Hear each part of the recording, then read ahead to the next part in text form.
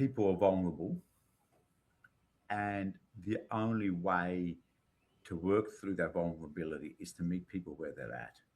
And I learned that very quickly, that we all come from different places. We all make sense of the world around us and even living things in different ways.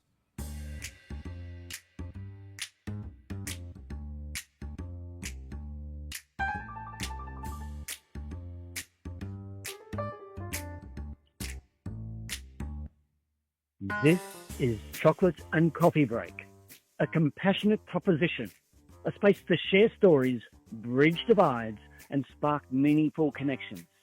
So grab your chocolate, pour your cuppa, and let's break down barriers, one conversation at a time. And now, here's your host, Andrea Pudding. And welcome to another chocolate and coffee break. And I hope you've got your chocolate and your favourite cuppa and you're ready to listen and hear another story. So today on Chocolate and Coffee Break, I'm joined by Peter Mousaferiadis. Peter is the founder of Cultural Infusion and has spent a life using music and culture to help people understand each other across differences. But today isn't about titles, it's about his life shaped that belief and why it matters now. So welcome, Peter. Good morning, Andrea, and thank you so much for that warm welcome. And I'm so looking forward to the coffee and the chocolate. Wonderful. So I like to start my show with a heart-opening question. And today the question is, when did you feel like an outsider and who helped you feel like you belong? Thank you very much for that question. In many ways, I've always felt like an outsider, but I've always had the confidence to be able to move into various circles. And I think the reason for that is I've developed the ability to be able to navigate my way through how everyone sees the world differently. So, as a young child, my parents didn't speak English. They had a milk bar in the western suburbs. My father spoke English a little. My mum, not really. It was so basic. But a lot of the people that came into the milk bar were migrants, and there were also a lot of people who weren't migrants. And sometimes we were subject to ethnic and race-based discrimination, and I experienced that as a child. But I was always surrounded by that, and I suppose along the way, it didn't really bother me. And I thought, well, this is just a situation.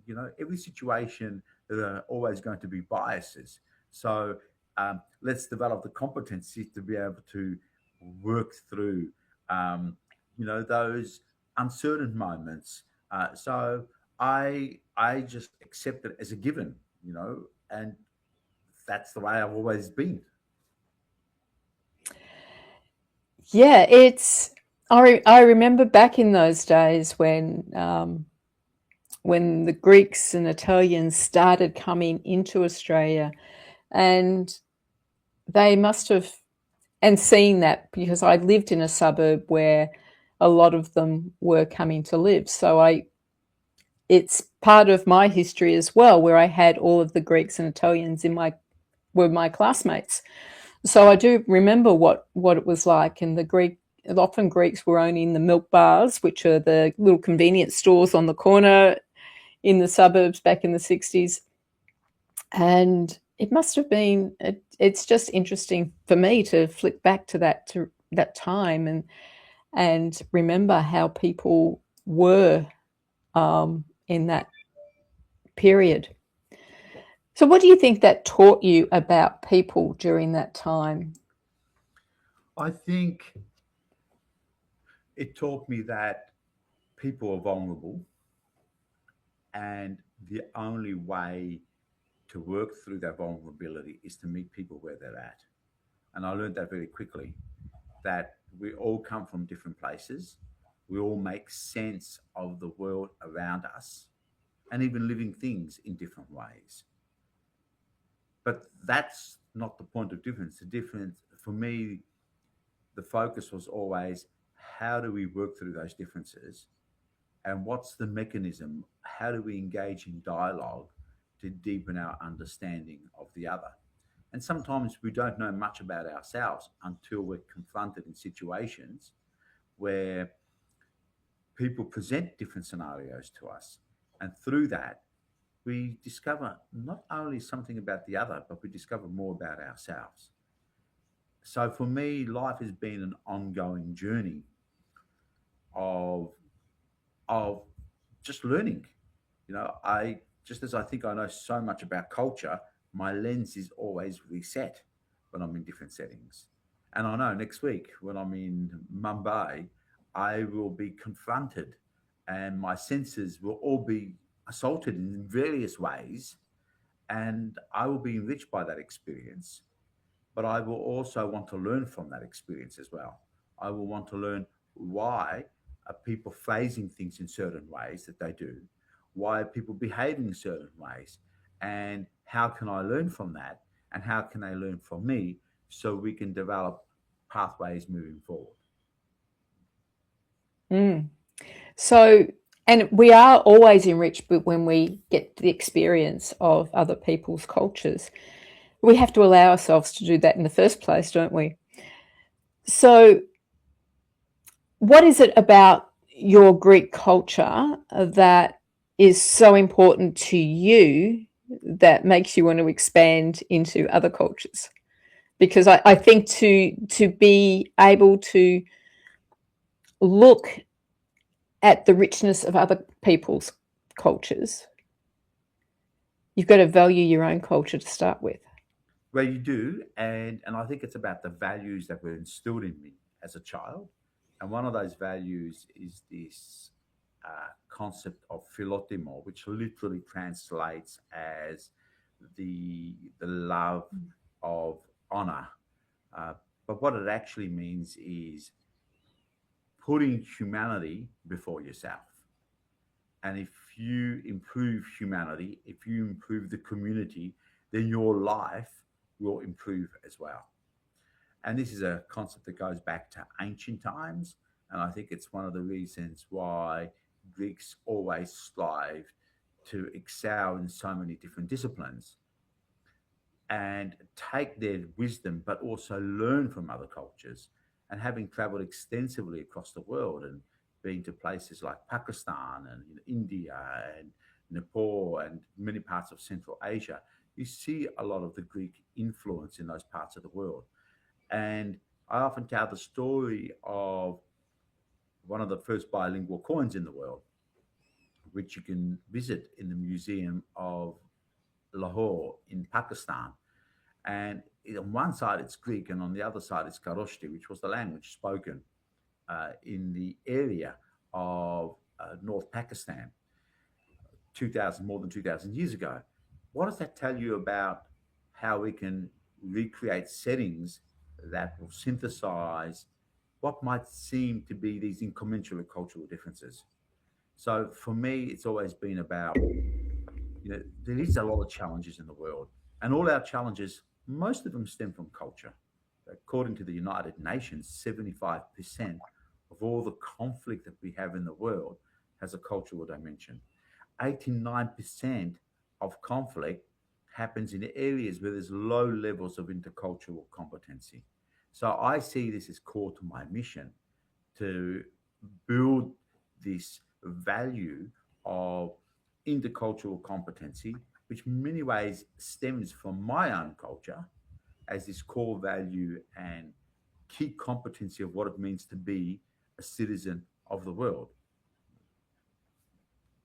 Yeah, that's a fascinating thing to think that culture is the underlying cause somehow in all these conflicts. It's like, well, this is my culture and no one else can be right because this is the way we do things, or everyone has to do it our way.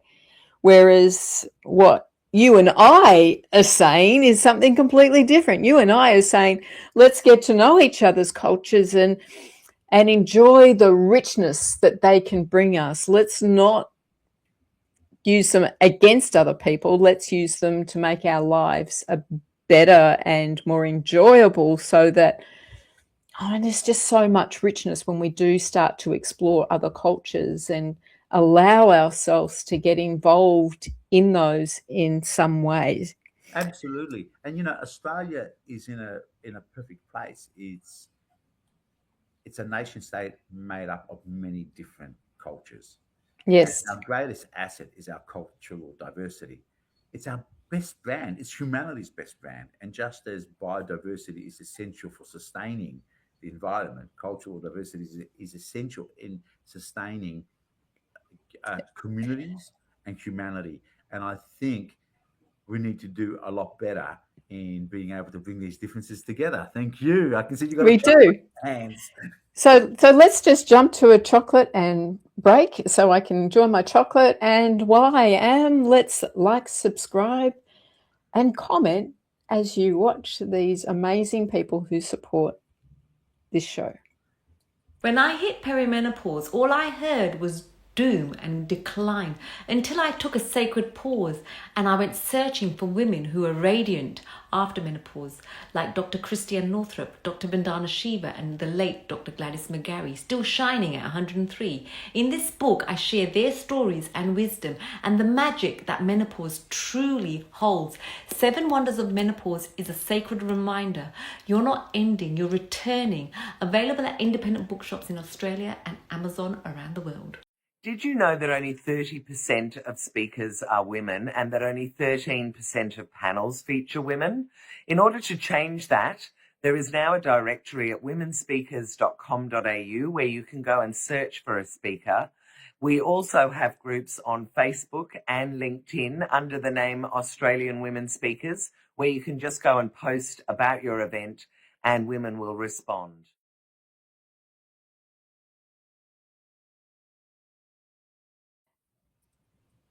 And we're back with Peter talking about music and culture. And so, Peter, you are a big music lover, obviously, but you've put your life into music. And so, as a conductor, I think you are. Is that correct? Yes, I had a career as a conductor, composer, and a creative director for the better part of two decades. Yep. And that's taking you all around the world. But my question is, when did music stop being just an art form and start to become about connecting? Oh, from the very beginning, it was always about connecting because I quickly recognized that music was this universal language and you could take it anywhere in the world and anyone could understand music. Uh, Pretty early on, I also came into contact with the music of many different cultures and I wanted to explore those musical traditions. And one of the reasons why was because I commenced my studies as a Western classical 18th, 19th century, immersed in the traditions of that European classical culture, musical culture. But I also realized that what was happening to all these other traditions, what was happening to my parents' culture and the music connected to their culture and to the music of so many other traditions. And that's when I took an interest in music from all over the world. And that became my passion and, in many ways, my foray into this world of trying to understand the diversity of cultural expressions as it related to music. But then I quickly realized that music was inseparable from other aspects of culture. It was inseparable from sometimes religion or ethnicity or modern day culture. And for me, it started to take this interest of really understanding why people behave the way they do, think the way they do. So the anthropological and the connection to music really fascinated me early on. But what also fascinated me was how globalization was having an impact on intangible cultural traditions from across the world. And it was when I had that realization in my early 20s, I wanted to do something about it from a professional perspective, which was through all my work as a conductor, composer, and then a creative director to really showcase these musical traditions and then try to find ways of how do I bring together different musical traditions, whether it be from Japan with an Indigenous Australian didgeridoo, or with a djembe sound from Ghana, with a Mongolian chant. How do I bring this together? And that started to open up this thinking of, oh, this is how societies work. How do we actually include, many different cultures within this overarching framework? And that's a huge challenge. If you think of the world, there's 193 full member states, two non-member states, Palestine and the Holy See, and a whole lot of dependent territories, about 60, 65 of them.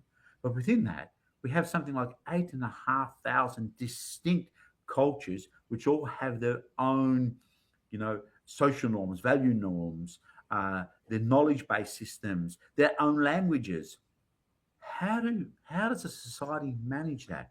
And the reality is that the best societies are out there are those that can give a voice and give visibility to minority groups, because when they can't, tension builds, and when tension builds, well, we see what the fallout of that is. And there's so many statistics. So my life's mission now is, how can we place culture at the center of all development, innovation, progress, seeing it as being quality to a key to quality education, integral to reducing poverty, and it can be. So in 2013, I coined the phrase "diversified we grow," and the reason why I coined that phrase was, with one of the choirs that I used to conduct, Canto Coro, there used to be this song that had in its chorus, "El pueblo unido jamás será vencido," or "El pueblo unido jamás será vencido." The people united shall never be defeated. And what struck me with that particular song was that it wasn't enough to be politically aligned. Actually, that was secondary to the challenges that we had. And that when we bring people together from diverse cultural expressions and diversity of thought, bringing it together, we create knowledge, because knowledge is based on the diversification of ideas, and it allows us to have greater data points to draw from to actually innovate and then solve those challenges. Okay, so the bilingual coin tells that story, but there are so many other amazing inventions across the world and ways of being able to solve challenges that have happened in the past that I think we can learn from. So I often say that the future lies in the past, and let's bring people together. Let's bring diverse perspectives together, because that's going to help us create a world which is more culturally harmonious.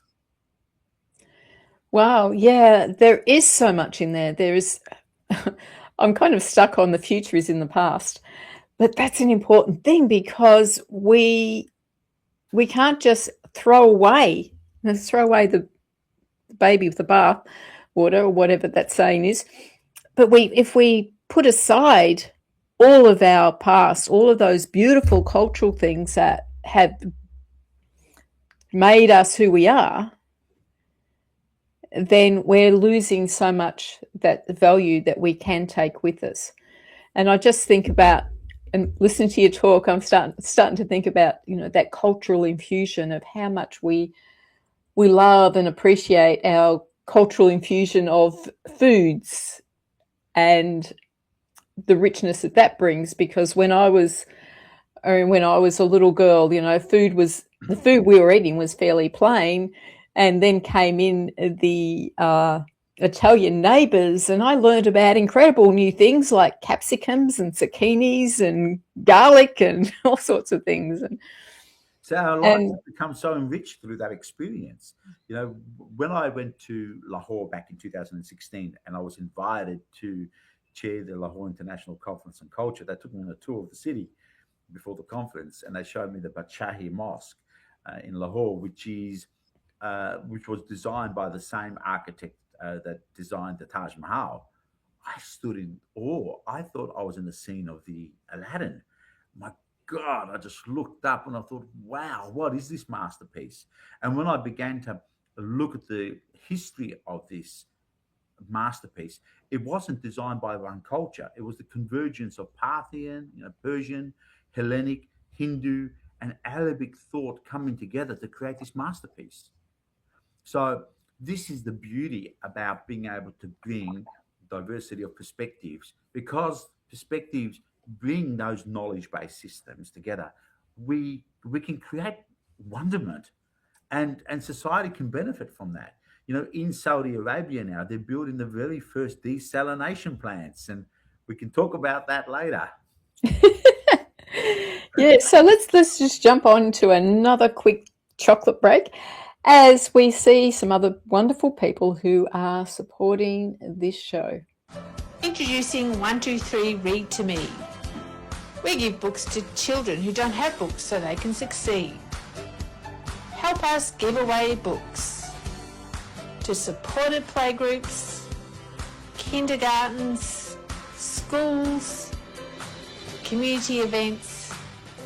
Come and sort books. Donate money. $5 equals one book in the hand of a child. Because just one book a day creates clever, kind and confident kids. 123 Read to Me. If this interests you, let's talk. You've ticked the boxes: career, commitments, calendar that's more packed than your pantry, but something's still missing. In Compassionate Purpose, Andrea Putting invites you to stop chasing busy and start living with intention. This book is about real fulfillment through small acts of compassion, purpose-driven service, and meaning that last. No pressure, no perfection, just purpose with heart. Compassionate Purpose, Discovering a Life of Fulfillment. Search for Andrea Putting on Amazon. And we're back with Peter talking about wonderful things with culture and music. And we're going to keep going on our conversation with Peter. So, Peter, I'd like to talk a little bit about the work that you do with you have Cultural Infusion, which is obviously that's what we've been talking about, is that infusion of culture in our lives. So would you like to share with us a little bit about Cultural Infusion and how did that grow out of what you've been, all that you had learnt previously in your life? Yes, so we established Cultural Infusion in 2002. It took about 5 years to get there. And there's an interesting story about the name of Cultural Infusion. And I think your audience is going to really want to hear this, because it's not about coffee, it's about tea, actually. I went to my partner, Aphrodite, and I said, look, I've got this idea where I want to move into education, because that's where it's got to be. We can have impact on children by creating the lived experience of the other through the arts, through music, through storytelling. And I need to come up with a name. And she said, yeah, I can help you. And I came up with all these sort of boring names like Multicultural School Show. And she said, go and get me a cup of tea. And don't forget to leave the tea bag in, then 2 teaspoons of sugar. Now I think she only has 1 teaspoon of sugar. And I was so excited, because I thought I'm going to come up with a name now, because I've been racking my brains out. And she could come into this as an outsider. So I ran up the hallway, ran back, and I was actually spilling the tea. And she goes, what are you doing? And I gave her the tea. And as she was dunking the tea bag, there was silence. And all of a sudden, I felt like, Atlas, what have I done wrong now? Have I made the wrong cup of tea? And she looked at me, and she smiled, and she said, for as long as I've known you, you've been infusing people with culture. Call it Cultural Infusion. And that's how the name came about. And I'm so grateful to my partner, because she's been supporting me all along. We never worked together until COVID. And since we started working together, we've become closer than ever. And now the whole family works here. All my 3 kids work here too. And they're all presenters, or they're delivering programs, talking to clients. They're even giving keynotes now. And they're delivering intercultural understanding workshops into schools, because they've just been immersed in it. And I used to have them on stage as little children. So they've never been shy of getting up in front of the public. But what's really fascinating was, from that, we had an education program which grew to becoming national within 2 years. And today we reach more than 400,000 students. But about 10 years ago, my CTO came to me, because we started moving and dabbling into the area of technology as a way of being able to scale our work. And he said to me, you're always talking about diversity. You're always talking about cultural diversity. If I wanted to develop a strategy for that, who would it be for? What aspects of culture? I just stopped in my tracks. I couldn't answer that question. If I wanted to understand whether I was more or less diverse, how would I do that? We couldn't answer these questions. And no one could answer those questions. We realized that these concepts, such as diversity and even cultural diversity, were poorly defined. They were analytically neglected and they were in need of robust understanding. So we embarked on this strategy of trying to disaggregate this concept of even diversity and cultural diversity. And we take a whole data driven approach to it. We've developed metrics and we've been able to disaggregate cultural diversity into working definitions. And I'm proud to say that the United Nations invited me last year to present a paper on new working definitions, which we're hoping are going to be embedded into conventions moving the way forward because no one had done this work. They were just terms that we'll just throw away. I mean, if you tried to define love, how would you define that? Well, in my culture, we have 20 different words for love. So when someone says to me, love is love, I think, what are they talking about? What love? So the same thing with cultural diversity. What aspects of cultural diversity? So once we were able to define it, we recognized we needed inclusive data sets. And those inclusive data sets, we wanted to make sure people could find themselves in those inclusive data sets, which meant you needed huge databases and you needed enormous computing technology, which wasn't available to us a few decades ago. So we're in a really great position today to make people feel included and not put them in a box called other. Just to give you an idea, the amount of times I've done a survey, and in that survey, there's a box there called other. And I look around me and I think, surely I'm not the only person ticking this box. And now they're going to develop a strategy for that. In the last UK census, 11.9% of the population were defined as other, basically invisible. That equated to almost 8 million people. How do you, as a society, develop a strategy for people who you don't know? So what we wanted to do through taking this data-driven approach to understanding, our collective cultural heritage and who we are, was to be able to bring about, cast a spotlight on the hidden diversity with a view of being able to bring about social, cultural, and enormous, economic value that comes with diversity. So my aim now is to move the world from its technological age into an age of culture, which is underpinned by strong economic foundations and financial planning and environmental sustainability and social planning, but can start to really tell the world that, we can start to create a whole lot of behavioral change through culture that can make the world a better place. And just like there's the war machine out there that makes a lot of money out of culture, out of conflict, I think that same war machine could probably see enormous benefits in creating wealth out of peace.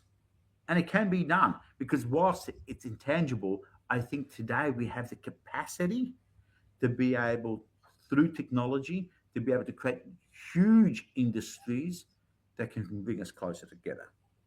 And that is culture. Yeah, absolutely. And I just see so much power in that infusion of culture.